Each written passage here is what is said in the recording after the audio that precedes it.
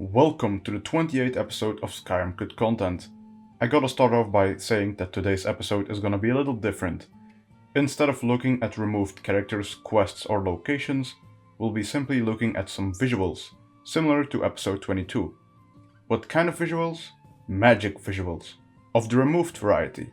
So not only do we have something to look at, I'll have to actually show them off in-game, which is something I normally don't do, but in this case I'll make an exception. Skyrim has a couple of spells that provide a magical layer of armor to the player. These spells are Oak Flesh, Stone Flesh, Iron Flesh, Ebony Flesh and Dragon Hide.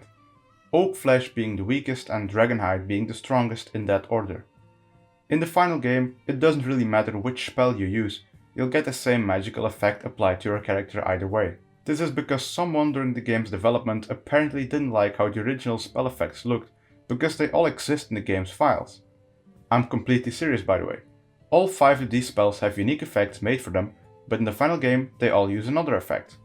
Internally, the used effect is known as Shield Spell Effects and it looks like this in-game.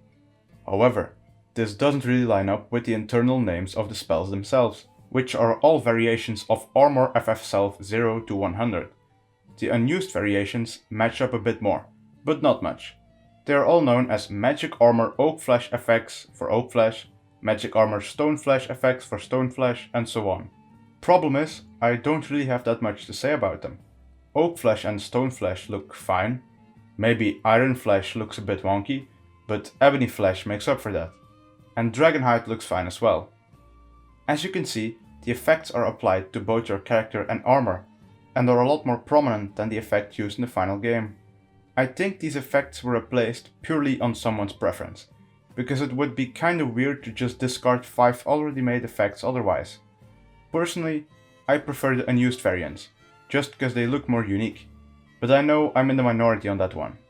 And that's about all that can be said on these replaced spell effects. I hope they've just educated someone somewhere about Skyrim's Cut Content and then I'm happy.